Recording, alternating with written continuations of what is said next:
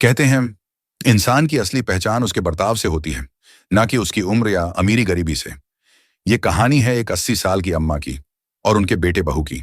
अम्मा अब ठीक से चल भी नहीं पाती हैं, हाथ भी कांपते हैं।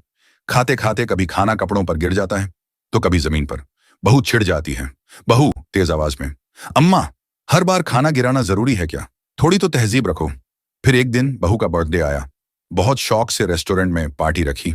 बहू ने बेटे से कहा कि हम माँ को पार्टी में नहीं ले जाएंगे क्योंकि वह बहुत इरिटेटिंग है। तब बेटे ने हिचकिचाते हुए बोला, लेकिन घर में उन्हें अकेला नहीं छोड़ सकते, तो अम्मा को भी साथ ले जाना पड़ा।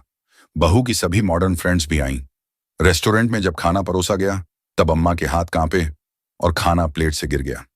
बहू की फ्रेंड्स मुंह बनाकर एक दूसरे को देखने लगी, जैसे किसी गंदगी से सामना हो गया हो। एक दोस्त ने ताना मारते हुए बोला, यार ये हमारे साथ टेबल पर बैठेगी? कितना अजीब लग रहा है। बहू ने गुस्से में वेटर को बुलाया, वेटर, अम्मा की प्लेट दूसरी टेबल पर ले जाओ, वहां आराम से खा लेंगी। अम्मा चुप रहीं, पर उनकी आंखें भर आईं। ये सब देख रहा था उनका 6 साल का पोता चिंटू। उसने चुपचाप अपनी प्लेट उठाई और जाकर अम्मा के पास बैठ गया और बोला, दादी, आप मेरे साथ खाइए, आपके बिना तो खाना भी बेस्वाद लगता है। सभी हैरान रह गए। बहू की फ्रेंड्स भी सिर झुकाए खड़ी थीं।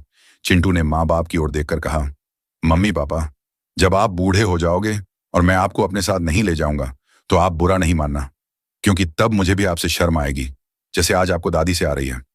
बहू की आंखों से आंसू बह निकले। बेटे ने झुककर अम्मा के हाथ थाम लिए और प्लेट वापस उसी टेबल पर रख दी। सीख, याद रखिए, कभी हम भी ऐसे ही गिराया करते थे खाना जब हम बचपन में थे, और कभी हम ऐसे ही गिराएंगे खाना जब अपने बुढ़ापे में होंगे। तो वही व्यवहार अपनाइए जो आप अपने लिए चाहते हैं। बुजुर्गों को बोझ मत समझिए, सम्मान। यही है इंसानियत की असली पहचान।